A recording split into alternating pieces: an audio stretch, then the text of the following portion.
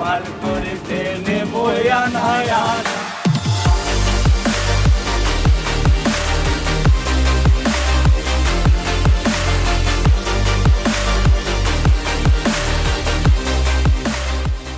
Good morning guys.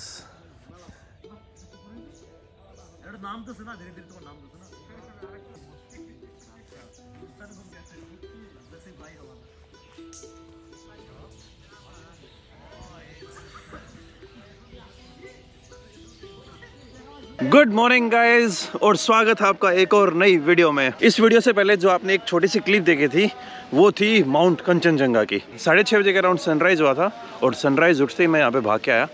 5-10 minute तो wait किया, तब तक नहीं दिख रही थी। फिर धीरे धीरे जो माउंट कंचनजंगा थी वो दिखना स्टार्ट हुई, स्ट्रेट इसी लाइन में। अब नहीं दिख रही है, अभी 2-3 घंटे बाद वापस से दिखने लग जाए, क्योंकि सुबह सुबह क्या होता है जब सनराइज़ हो जाता है तो उस टाइम नदी के पास से थोड़ी धुंध उठने लग जाती है। ये है बांग्लादेश, ये है महानंदा रिवर और जो सामने आपको ज़मीन दिख रही है वो है अपना प्यारा इंडिया। बीच में बस एक ये महानंदा नदी पड़ती है। उस साइड वेस्ट बंगाल, इस साइड बांग्लादेश। उस साइड टी गार्डन्स हैं और BSF के जो चेक पोस्ट हैं वो भी दिख रही हैं। बाकी अभी जिस एरिया में मैं हूँ इसका नाम है तेतुलिया और इस कॉरिडोर का बहुत ही सिग्निफिकेंट और बहुत ही वियर्ड सा रोल है इंडिया के ऊपर। अभी जिस एरिया में मैं हूँ इसे बोलते हैं चिकन स्नैक कॉरिडोर। आपने बहुत जगह सुना होगा कि ये इंडिया के लिए एक बहुत बड़ी सिक्योरिटी थ्रेट हो सकती है। आप इंडिया का मैप देखिए, जब इंडिया का मैप नॉर्थ ईस्ट की तरफ एंटर करता है सिक्किम के पास में, वहाँ पे नेपाल का बॉर्डर भी लगता है। नेपाल और बांग्लादेश के बीच में सिर्फ इंडिया की लैंड है, 20 किलोमीटर का स्ट्रेच पड़ता है। इस कॉरिडोर से ना तो भूटान ज़्यादा दूर है ना नेपाल ज़्यादा दूर है, इंडिया का बस 20 किलोमीटर का स्ट्रेच है। ये कॉरिडोर इंडिया के लिए शायद one of the biggest security threat है।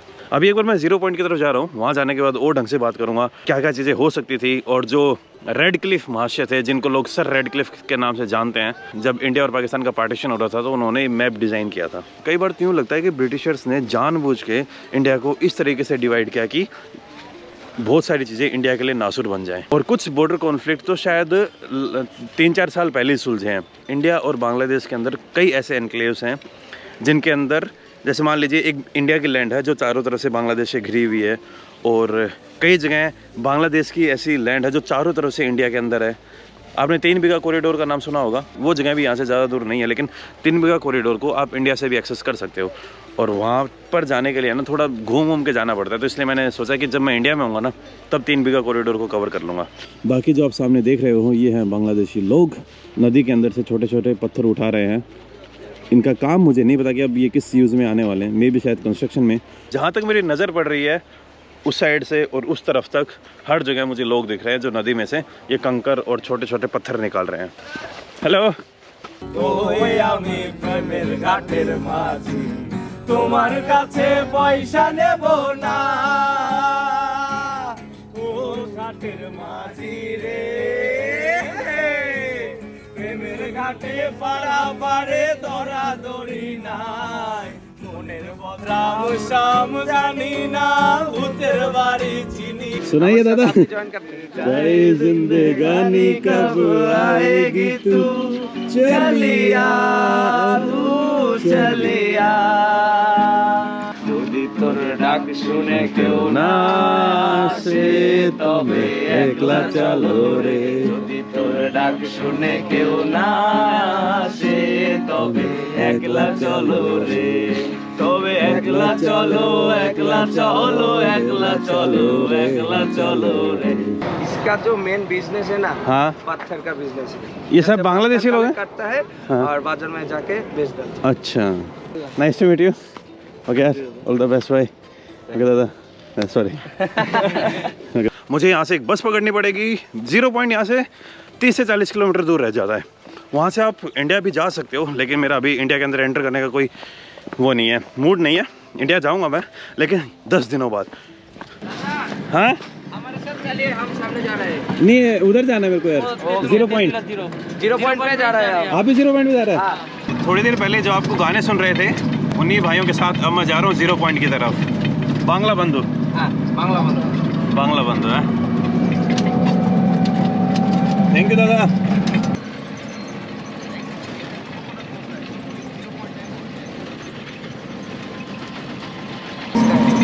ये बांग्लादेश का है? नहीं, वेस्ट बंगाल। ये सब इंडिया का है।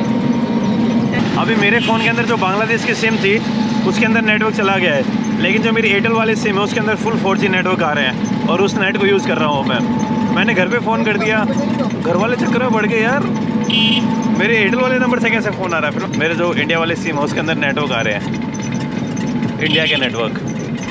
ये यूपी का ट्रक है, यूपी 53, यूपी का ट्रक है ये, उत्तर प्रदेश। कैसे पहचान लेते हो आप? लिखा हुआ है ना WB यूपी। हम 0 पॉइंट के ऊपर पहुंच गए हैं। ये सारी की सारी इंडिया की गाड़ियां हैं, उधर यूपी की हैं और सब बांग्लादेश।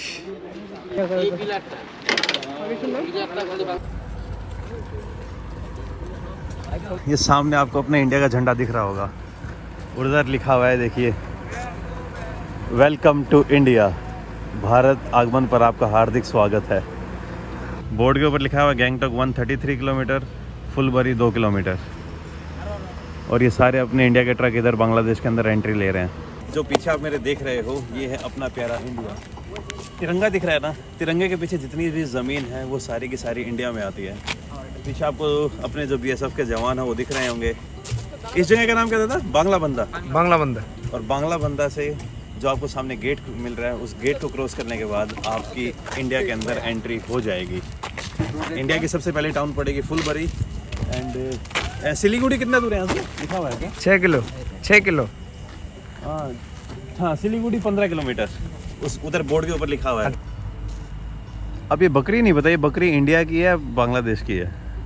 दोनों तरफ की है, इधर भी उधर भी। मिडिल में रहते क्या ये रेफ्यूजी है ये बकरी? मिडिल में रहती है वो।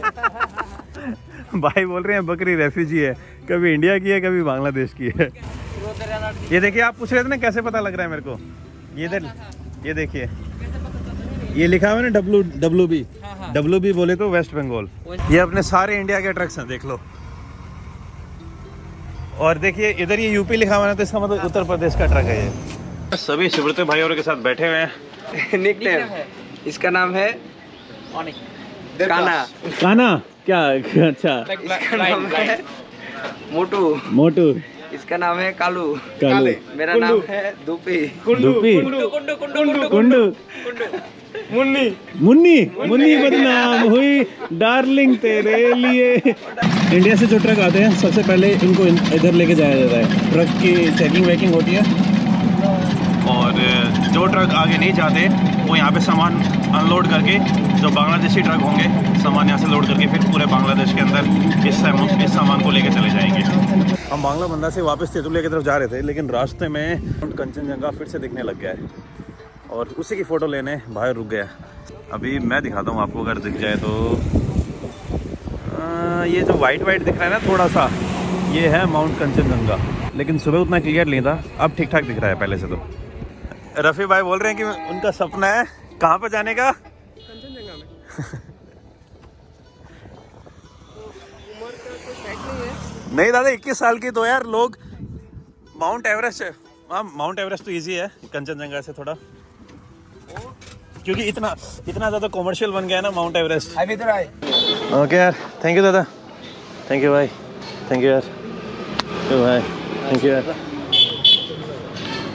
और अब यहाँ से ये भाई साहब जा रहे थे, इनके साथ जा रहा हूँ मैं डाक बंगला में। आपने नाम की दादा? हमारा नाम कबीराज। कबीराज। एक रिक्शा का जुगाड़ किया हुआ है छोटी सी रिक्शा, लेकिन इसमें बैटरी लगा रखे हैं। आप किधर जाएंगे, सीधा या इधर? चलो चलो फिर।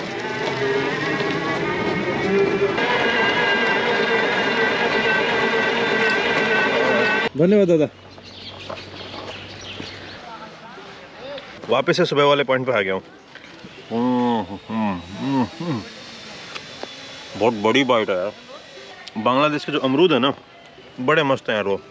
ये आपको एकदम चिकन की गर्दन की तरह नहीं लग रहा है? ये रह गया इधर सिलीगुड़ी, ये है पूरा बांग्लादेश, लेकिन इधर इंडिया, इधर इंडिया, इधर इंडिया। तो ये मान लीजिए एक चिकन की गर्दन टाइप में हो गई। और यहाँ से ज़्यादा दूर नहीं है नेपाल, ये बीच में इधर बिहार, इधर वेस्ट बंगाल, और नदी के जस्ट उस पार ये कौन सी नदी है देखने दीजिए यार एक बार, नदी का नाम नहीं आ रहा इसके अंदर, हाँ मेची रिवर। और मेची रिवर को जस्ट क्रॉस करने के बाद आप पहुंच जाएंगे नेपाल के अंदर। और यहाँ से ये रही कंचनजंगा माउंट, और थोड़ा सा ऊपर जाते ही इधर आ गया चाइना। इधर आ गया ये डोकलाम प्लेटो जहाँ पे डिस्प्यूट चल रहा है चाइना भूटान और इंडिया वाला। ये फिर आ गया इधर भूटान। ये सिर्फ 22 किलोमीटर का स्ट्रेच है जो बाकी इंडिया को नॉर्थ ईस्ट इंडिया से जोड़ता है।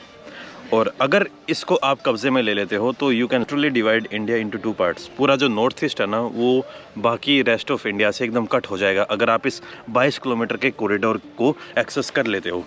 और ये इंडिया के लिए one of the biggest security threat है। इसके पीछे कारण क्या है कि एक साइड हो गया बांग्लादेश, थोड़ा सा 22 किलोमीटर आगे जाओगे तो आ जाएगा नेपाल। और 1970 सिक्किम इंडिया का पार्ट कब बना था? 1975 में बना था ना, या फिर 1971, मेरे को एग्जैक्ट याद नहीं है। आप ये वर्ड सोच लीजिए, अगर सिक्किम इंडिया का पार्ट नहीं बनता तो चिकन स्नैक कॉरिडोर तो बहुत बड़ी थ्रेट हो जाती, क्योंकि यहाँ से निकलने के बाद एटलीस्ट हमारे पास सिक्किम आ गया तो सिक्किम वाली लैंड भी सिक्योर है। लेकिन अगर मान लो सिक्किम नहीं होता तो सिक्किम एक और कंट्री में होता है या फिर चाइना के अंडर होता है, वो मैं नहीं जान सकता। और थोड़ी सी दूर जाके भूटान आ जाता है।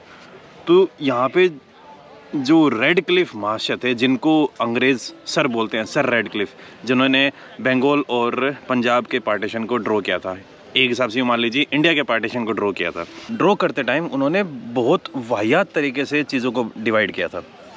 और उस 22 किलोमीटर के कॉरिडोर के अंदर सिक्योरिटी नेक्स्ट लेवल पे है। वहाँ पे West Bengal police, Bihar police, SSB, BSF और इंडियन आर्मी हर टाइम पे चौकन्ना रहते हैं, क्योंकि वहाँ से ही रेलवे लाइन जा रही है, वहीं से ही काफ़ी इंपॉर्टेंट रोड जा रहे हैं, वहीं से ही जो gas pipeline rest of India को नॉर्थ ईस्ट इंडिया से जोड़ेगी। सारी इकोनॉमिक एक्टिविटीज़ के लिए सिर्फ वो छोटा सा 22 किलोमीटर का स्ट्रेच है। आप सोचिए यार, नॉर्थ ईस्ट इंडिया से जो ओशन है वो सिर्फ 30 से 40 किलोमीटर दूर रह जाता है।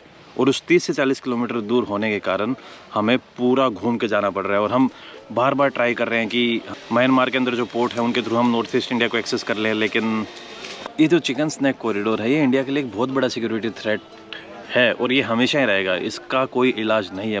ब्रिटिशर्स इंडिया को आज़ाद तो करके गए, लेकिन बहुत बड़े बड़े नासुर दे के चले गए हैं वो हमें।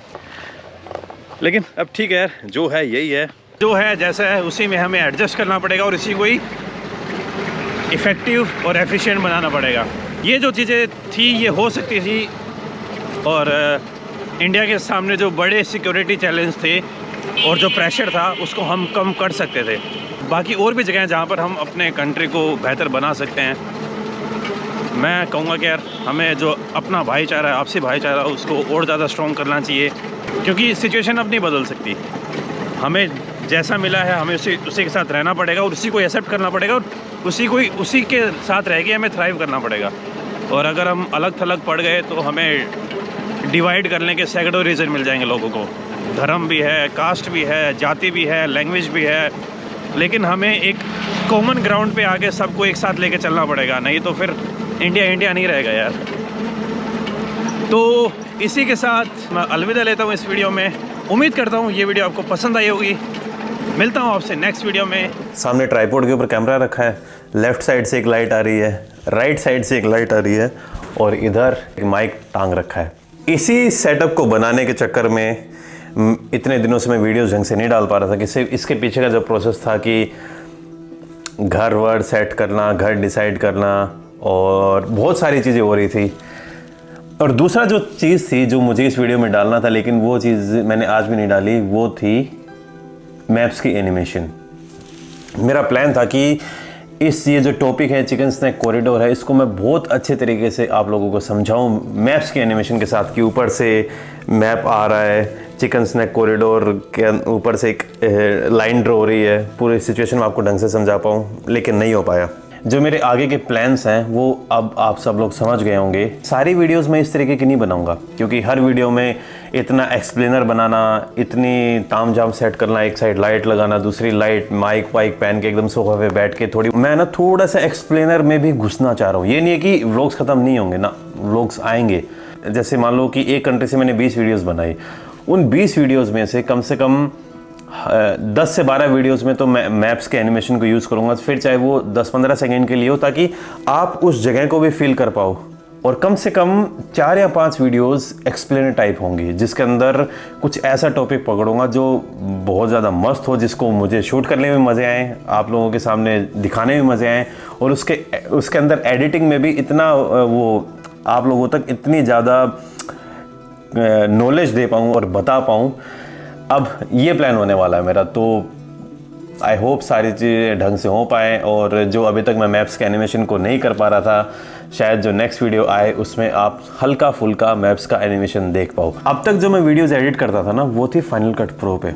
फाइनल कट प्रो को मैं अब भी यूज़ करूँगा, लेकिन फाइनल कट प्रो के साथ अब मैं आफ्टर इफेक्ट्स पे भी आ रहा हूँ धीरे धीरे।